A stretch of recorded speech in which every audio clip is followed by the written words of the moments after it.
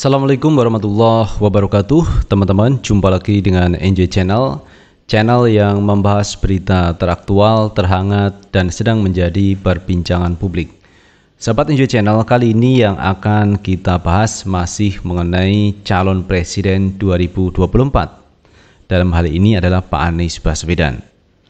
Banyak pihak yang berharap Pak Anies nanti bisa maju di 2024 karena ternyata teman-teman, sebelum Pak Anies itu menyampaikan terkait kesediaan untuk menjadi calon presiden, itu sudah ada relawan Anies Baswedan yang sudah bergerak mendeklarasikan Anies presiden di mana-mana. Itu artinya banyak publik yang berharap Pak Anies Baswedan untuk maju di 2024. Namun demikian, sebagaimana kita lihat teman-teman, Pak Anies ini tidak punya kendaraan politik, tidak punya partai politik, dan bukan kader partai politik. Itu yang ini memerlukan waktu teman-teman untuk mengkoordinasikan dengan partai-partai lain supaya mengusung Pak Anies Baswedan. Dan kalau kita lihat sinyalnya teman-teman, ini sudah ada 3 partai yang kelihatannya bersepakat untuk mengusung Anies Baswedan. Ada Nasdem, ada PKS, ada Demokrat. Jadi 3 partai ini kemungkinan akan mengusung Pak Anies. Namun belakangan ini ada sinyal P3 akan bergabung di koalisi ini. Jadi nanti akan bertambah 1 koalisi di Nasdem ini, yaitu P3. Ini kan sesuatu yang luar biasa. Jadi ini poros yang cukup besar, poros yang arusnya cukup deras untuk melaju di 2024. Ada Nasdem, ada Demokrat, ada PKS, ada P3. Ini saya pikir kekuatan yang ampuh teman-teman untuk mengantarkan Anies Baswedan 2024. Maka kemarin ada satu analisa yang disampaikan oleh Ade Armando. Jika Pak Surya Paloh Nasdem itu teman-teman melakukan koalisi solid dengan Demokrat, dengan PKS, ini kemungkinan besar Pak Anies Baswedan akan menjadi presiden. Itu yang mengatakan adalah Ade Armando yang selama ini tidak sejalan politiknya dengan Pak Anies Baswedan. Itu sekelas Ade Armando sudah menyatakan kalau ini solid diusung Pak Anies Baswedan di Nasdem, kemudian Demokrat, PKS, ini Pak Anies akan menang, akan menjadi Presiden Republik Indonesia. Apalagi teman-teman, hari ini P3 DKI Jakarta sudah memutuskan untuk mengusung Anies Baswedan. Dan saya pikir apa yang disampaikan oleh P3 itu adalah merepresentasikan seluruh kader P3 di Indonesia. Kebanyakan memang mendukung Pak Anies Baswedan. Jadi bukan mendukung Erlangga Hartarto, yaitu koalisi KIB itu, tapi memang banyak yang mendukung Anies Baswedan. Karena Pak Anies punya karakter, dan Pak Anies itu sudah teruji teman-teman kepemimpinannya selama menjadi Gubernur DKI Jakarta. Banyak program-program yang sukses di tangan Pak Anies Baswedan, dan bahkan tidak hanya berlari, tetapi ini sebuah lompatan yang dilakukan Pak Anies Baswedan selama menjabat sebagai Gubernur DKI Jakarta. Jadi ini sesuatu yang luar biasa dilakukan oleh Pak Anies Baswedan selama menjabat sebagai Gubernur DKI Jakarta. Namun demikian memang urusan capres ini bukan urusan yang sederhana, bukan juga urusan yang rumit, tetapi memang perlu perhitungan karena hitungannya teman-teman, sekali mengusung harus menang. Bagaimana strateginya, kan begitu. Jadi kita berkontestasi bukan untuk kalah, tapi untuk menang. Bisa meraih RI 1. Itu adalah satu niatan dari teman-teman koalisi partai politik itu. Demikian juga dengan koalisi Nasdem, Demokrat, PKS juga sama, ingin menang di 2024. Nah, sahabat Enjoy Channel, terkait itu semua ini ada berita dari Kumparan. Kita baca beritanya. Anies soal capres mengatakan partai masih berproses. Mereka tak ada istilah genit. Sejumlah partai sudah menyatakan keinginan menjadikan Gubernur DKI Jakarta Anies Baswedan sebagai salah satu kandidat capres di Pilpres 2024. Terakhir ada dukungan itu datang dari P3. Terkait dukungan itu, Anies tak mau berspekulasi. Dia masih ingin fokus pada pekerjaannya di Jakarta.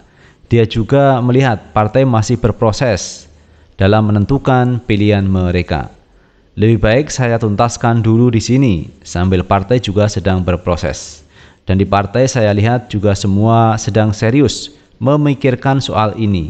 Mereka tidak ada istilah soal genit, nggak ada itu, kata Anies kepada wartawan di proyek saringan sampah di TB Simatupang, Jakarta Selatan, Senin 26 September 2022.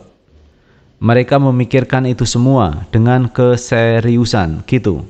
Dan saya tahu karena saya komunikasi dengan teman-teman banyak di partai, tuturnya. Menurut Anies, pembicaraan mengenai partai politik dan pemilu 2024 harus dibicarakan dengan serius. Tidak sesederhana percakapan informal antar partai saja. Anies memang beberapa kali terlihat dalam satu agenda dengan berbagai partai politik. Ia bahkan sengaja datang memenuhi undangan acara partai. Begitu juga dengan para petinggi partai. Beredar foto Anies sedang terlibat pembicaraan dengan Surya Paloh, Ahmad Saiku, AHY, dan Yusuf Kala. Mereka duduk di satu meja yang sama saat menghadiri resepsi pernikahan salah satu anak anggota Partai Nasional Demokrat. Di sisi lain ada partai yang sudah menyatakan minatnya mendukung Anies. Sebut saja Nasdem, PKS, Demokrat, dan P3. Anies hingga saat ini belum menentukan langkahnya. Jika Anies mantap melaju mencalonkan diri sebagai Presiden 2024 nanti, maka Anies harus disokong oleh partai politik. Saat ditanya apakah ia sudah menentukan kendaraan mana yang akan ia pilih, Anies masih bungkam dan memilih untuk menuntaskan masa jabatannya di Jakarta terlebih dahulu. Anies memberikan ruang kepada para partai politik untuk membicarakan langkah tersebut dengan matang. Nggak ada yang genit-genit, gini ini tuh persoalan yang serius, yang besar. Jadi saya pun melihat partai sedang berproses. Kemudian percakapan dengan partai yang sedang terjadi. Jadi kita hormati proses itu dan saya pun sedang fokus pada Jakarta, pungkasnya. Nah itu sahabat Enjoy Channel terkait pernyataan atau sikap Pak Anies Baswedan mengenai hiruk pikuknya Pilpres 2024. Ada beberapa partai politik yang ini mendukung Pak Anies Baswedan. Ada Nasdem, ada P3, ada PKS. Dan yang baru ini ada P3, tetapi ini P3 DKI Jakarta teman-teman. Tetapi walaupun P3 DKI Jakarta ini juga bisa merepresentasikan P3 seluruh Indonesia. Kenapa begitu? Karena P3 ini kan basic pendukungnya adalah umat Islam. Dan Pak Anies sendiri mau tidak mau, suka tidak suka juga seorang muslim. Jadi kalau seorang muslim mendukung seorang muslim, ini sah dan wajar. Bukan ini bermain politik identitas, bukan. Karena sesama muslim itu adalah saudara. Jadi saya sebagai seorang muslim, Pak Anies sebagai seorang muslim, tentu ini adalah saudara. Bagaimana dengan Ganjar Pranowo? Sama, kita sama Pak Ganjar kan sama-sama muslim, juga masih saudara sesama muslim. Dan kemudian dengan Pak Prabowo juga sama. Pak Prabowo adalah seorang muslim juga. Demikian juga dengan Puan Maharani, semua saudara. Maka dalam bersaudara ini kita menentukan juga teman-teman siapa yang terbaik dari beberapa calon presiden yang semuanya muslim. Karena kita harus memilih salah satu, one man one vote. Kita tidak boleh memilih semuanya. Karena memang kita dalam forum demokrasi seperti ini harus menentukan sikap, memilih salah satu dari yang baik. Dari yang baik ini kita pilih yang terbaik. Nah, yang terbaik siapa? Menurut saya ya Pak Anies Baswedan teman-teman. Kenapa Pak Anies? Karena Pak Anies sudah teruji menjadi salah seorang gubernur DKI Jakarta yang bisa bekerja di Jakarta, dan bahkan Pak Anies mampu melakukan hubungan bilateral, multilateral dengan negara-negara lain. Dan ini saya pikir cocok Pak Anies karena komunikasi bahasa Inggrisnya juga lancar. Nah, kalau saya melihat teman-teman, dalam berbahasa Inggris itu penting karena seorang presiden itu tentunya seringkali ke luar negeri, seringkali bertemu dengan presiden-presiden, dan semuanya mayoritas berbahasa Inggris. Nah, kalau presiden Indonesia misalnya tidak bisa berbahasa Inggris, maka akan ketinggalan. Jadi wibawanya itu mesti ada dengan bisa menguasai bahasa. Nah, Pak Anies Baswedan itu bisa teman-teman, bisa berbahasa Inggris, bahkan kemarin memberikan kuliah bahasa Inggris. Ini teman-teman salah satu kelebihan dari Pak Anies Baswedan. Di samping beliau bisa berkomunikasi di dalam negeri, artinya komunikasi itu menjalin hubungan baik dengan yang ada di dalam negeri.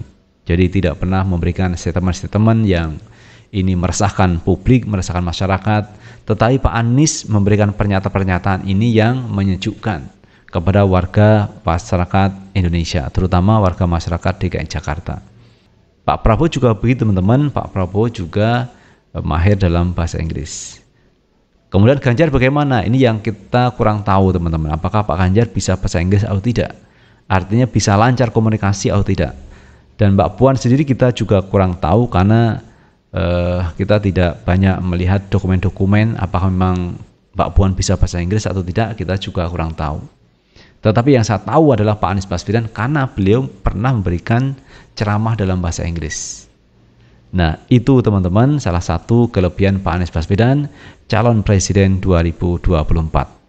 Nah, itu sahabat Enjoy Channel yang bisa kita bahas kali ini terkait pernyataan yang disampaikan Pak Anies Baswedan bahwa Pak Anies itu menghargai komunikasi, koordinasi yang dilakukan oleh partai-partai politik yang akan mengusung calon presiden di 2024. Karena mengusung calon presiden menurut Pak Anies tidak sesederhana yang kita bayangkan. Ini persoalan yang serius karena menyangkut masa depan Indonesia. Di tangan presidenlah Indonesia maju atau tidak. Jadi karena presiden itu penting, maka harus dibicarakan juga dengan serius, bukan dengan guyonan. Karena ini masalah yang serius. Dan Pak Anies mengapresiasi itu semua, dan partai-partai saat ini juga begitu, sedang serius berkomunikasi untuk mengusung calon presiden masing-masing. Itu sahabat Enjoy Channel yang bisa kita bahas kali ini, dan terima kasih telah menonton video ini. Sukses selalu. Assalamualaikum warahmatullahi wabarakatuh.